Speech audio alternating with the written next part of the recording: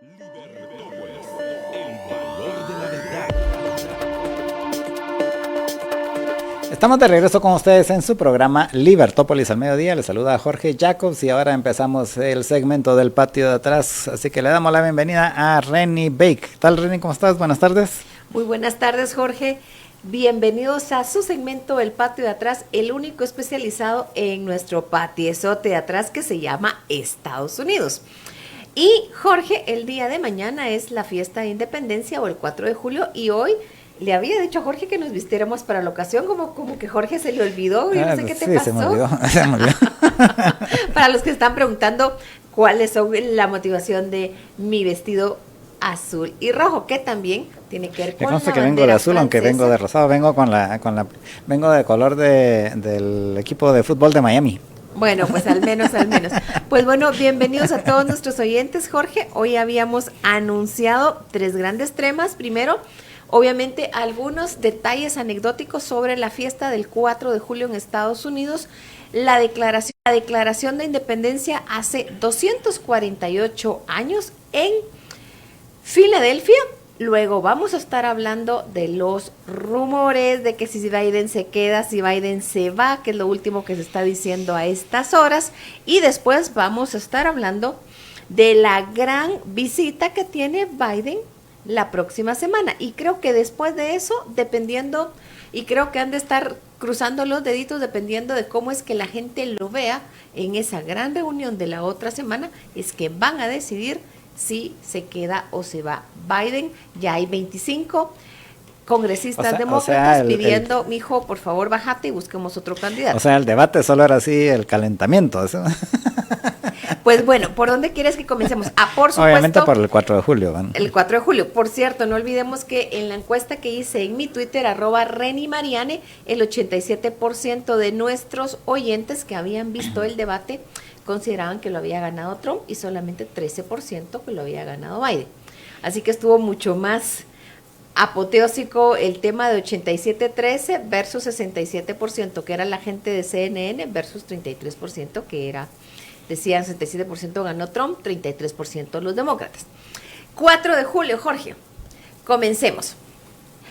Para comenzar, la fiesta que deberán de estarse celebrando no es la del 4 de julio, debiera ser el 2 de julio, Jorge, porque realmente la Declaración de Independencia de Estados Unidos se firmó el 2 de julio, pero se fijó la fecha del 4 de julio porque había que notificar a las colonias, entonces se calculó, bueno, firmamos hoy 2 de julio, se lleva la nota y se dice que el 4 de julio es la fecha oficial porque es cuando muchos de estos estados recibieron la información. O sea, en lo que tardaba en llegar el caballo, aunque realmente yo digo que ha de haber habido algunas que no llegó el 4 de julio, porque o sea, ahorita podría decir casi que las 13 colonias en carro en el mismo día, pero a caballo podías durar hasta semanas para llegar a algunas. Pero es que te has olvidado del sistema de postas que tenían, o sea, como la versión prearcaica de los cambios de caballo. Entonces, básicamente, firmaron el 2 de julio, le mandaron la información a los estados y vía sistema de postas se esperaba que llegara y que el 4 de julio fuera la fecha en que fuera leída en cada una de las capitales de las colonias que habían decidido independizarse. De esos que declararon la independencia de Estados Unidos, más o menos un 25 o un 30% murieron o fueron heridos o fueron prisioneros o perdieron hijos durante la Revolución Americana o perdieron sus propiedades, o sea, no les fue nada barato. Pero como dice una de mis series favoritas al respecto, la serie de John Adams, cuando firman dicen, bueno señores, o nos mantenemos juntos o todos vamos a colgar juntos del mismo palo en la horca, así como, bueno, decidimos firmar.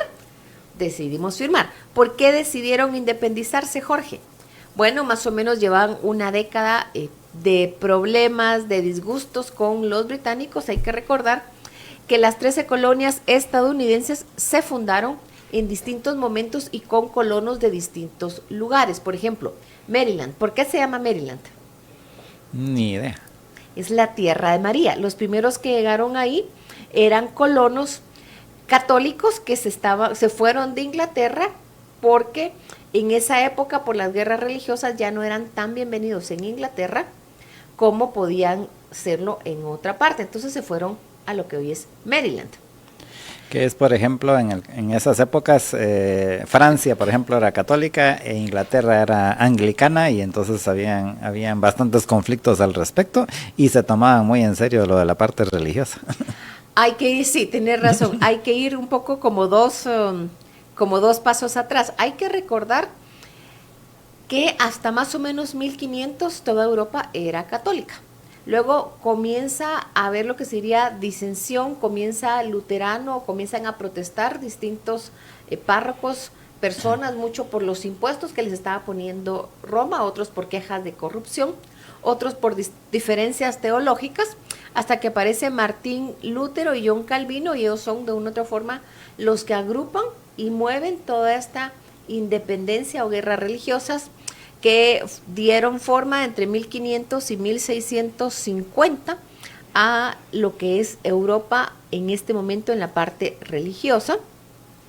Tú ves, por ejemplo, que más o menos en 1520, 1523, Inglaterra, que era sumamente católica, por una razón de que el rey de en ese momento, Enrique VIII, que quería casarse con su amante, Ana Bolena, y la convierte en segunda esposa, como el Papa no le da el divorcio de la primera, pues entonces dice que él se vuelve protestante. Y desde ese momento... Ahí nació la iglesia anglicana. Nace la iglesia anglicana.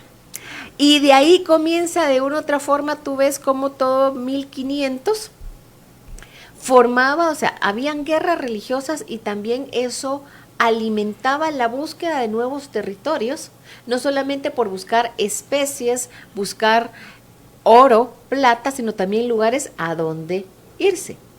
Y también hay que recordar la leyenda que dice que Cristóbal Colón era un judío que sale el 12 de octubre, no, que sale de Palos, perdón, no el 12 de octubre, el 12 de octubre supuestamente, entre comillas, descubre América, sino que vuelve a encontrar el continente. Se decía que era un judío que sale de tierra española el último día que los judíos tenían que irse de tierra española expulsados por los reyes católicos. Entonces, mucho de esa mezcla de la parte de expediciones no solamente era la búsqueda de oro, de materias preciosas, de especies, sino también de otros lugares a donde irse. Es como lo que la gente comenzó a ver. Si tú miras la historia de los pilgrims o los peregrinos, en 1620, ¿por qué llegan de una otra forma a ser los fundadores de Estados Unidos o los padres peregrinos? Porque estaban precisamente buscando un lugar donde tuvieran libertad religiosa. Pero regresando a la Revolución Americana, las 13 colonias habían sido fundadas en momentos distintos y tenían visiones distintas. No era lo mismo Nueva York, previamente Nueva Ámsterdam, que había sido fundado por colonos holandeses y alemanes, que Maryland, que las Carolinas. Entonces ahí tú miras que se ponen todos de acuerdo con, miren, ya no queremos pagar más impuestos sin representación en Inglaterra. Ese es el detonante, pero llevan más o menos una década de rifirrafes, como yo lo digo, de quejas, de presencia, de irse a quejar del rey, que el rey no les escuchara, etcétera, hasta que deciden el 4 de julio de 1776 dar el paso a decir, nosotros nos declaramos independientes. Pero los vientos de guerra, Jorge, ya estaban años atrás. Ya en 1775 estaban formando su comité de correspondencia, también conocido como comité de inteligencia, los del segundo Congreso Continental. Entre el primero y segundo Congreso Continental ya estaban formando ese comité y ya estaban de una otra forma preparándose para la guerra. Entonces llegan, firman la Declaración de Independencia el 4 de julio, solamente estuvieron 12 colonias a favor, una se abstuvo, aunque después dijeron, miren, como no me vino la autorización, pero ahora ya me vino la autorización, sí vamos a cambiar de posición. Se declara la independencia de Estados Unidos y de 1776 hasta 1783, en que se firma el Acuerdo de París, hubieron enfrentamientos, los más fuertes fueron entre 1776 y 1781, y más o menos 2 años de negociaciones en París, donde no solamente se reconoció la independencia de las colonias americanas de Inglaterra, sino también, Jorge, como también estuvieron España y Francia involucrados, se dividieron y dejaron claro qué espacios o colonias iban a ser de cada potencia involucrada. Ahí ves que, por ejemplo, hasta 1783 habían ingleses en la costa de la Mosquitía, porque habían asentamientos ingleses, y a raíz de eso terminan moviéndose a lo que actualmente es Belice, una parte de esos colonos. Pero sin más, Jorge, no sé si quieres agregar algo más sobre el 4 de julio, aparte de la fiesta que hay, es la fiesta más reconocida, más querida y más celebrada de Estados Unidos. Hay muchísimos eventos en todos los lugares, Jorge. Y el lugar más interesante para alguien, si está en Washington, yo les recomiendo, vayan al lugar donde está la Declaración de Independencia de Estados Unidos, también conocido como la Rotonda, porque hay eventos de todo tipo, hay como declaraciones y lecturas en todas las municipalidades o en todos los estados de nuevo de la Declaración de Independencia, y luego encuentran algún espacito. Mi favorito es el Kennedy Center para ver el atardecer y los fuegos artificiales, si es que están en Washington. Nueva York también es precioso, y Miami también es un bonito lugar. Sí, al final yo creo que mi pregunta principal es ¿cómo hacen en Estados Unidos con los puentes que hacen aquí en Guatemala, por ejemplo, en este caso que toca jueves, ¿qué hacen el viernes? Porque también escuché la noticia de que este 4 de julio iba a ser creo que no me recuerdo bien exactamente la noticia, pero que iba a ser, no sé si el fin de semana con mayor tráfico de vuelos en Estados Unidos, precisamente por todos los que se iban a mover para ir a celebrar el 4 de julio con su familia o donde sea, y presumo que no van a regresar el viernes a trabajar, ¿no? Jorge, los seres humanos son los seres humanos. Mira, usualmente hay que recordar que desde Memorial Day, que es el último fin de semana largo de mayo, que es que se celebra o se conmemora, comienza en Estados Unidos lo que tradicionalmente se conoce como el verano. Y en el verano los plazos cambian, los niños están de vacaciones, los estudiantes probablemente universitarios tienen vacaciones, algunos tienen trabajos de medio tiempo, otros simplemente se van a visitar al abuelo, al tío, se van a hacer pasantías, etcétera, etcétera. Y cuando cae en 4 de julio como simplemente los que pueden se toman como sería el puente, o sea, se van desde el día miércoles y regresan el domingo. Y ese fin de semana, junto con el fin de semana de Thanksgiving, de Día de Acción de Gracias en noviembre, es cuando hay más vuelos y más saturación en los aeropuertos de Estados Unidos. Entonces, eso es un poco la respuesta. La gente que puede se lo toma, hacen muchas excursiones. Hay que recordar que una parte de Estados Unidos el clima es muy inhóspito en ciertos momentos. En la costa oeste no hay frío, habrá mucho calor. En lo que es California y los estados más calientes, el clima está sumamente complicado, pero todo el que puede se toma su puente. Ok, una pregunta así cultural. Bueno, y aquí me están preguntando, ¿y por qué sabes que desde 1775 los estadounidenses estaban armando su comité de correspondencia, acá comité de inteligencia? Porque el encargado, uno de los que estaba en ese comité era Benjamin Franklin, y a él le presentan ese año en una carta, supuestamente, entre comillas, para otra cosa, a uno de mis ancestros, William Mitchell. Qué casualidad que yo hago la broma, o sea, yo sigo intentando probar la relación en algunos temas. Él es mencionado a Benjamin Franklin en 1775 y tomaba café con John Adams en 1780. Qué casualidad que eran los dos jefes de inteligencia de los americanos durante la Revolución Americana en Europa. Así como, ¿dónde están esas cartas? Pero bueno, sigo buscando, y por eso ellos ya se estaban preparando para la guerra en 1775.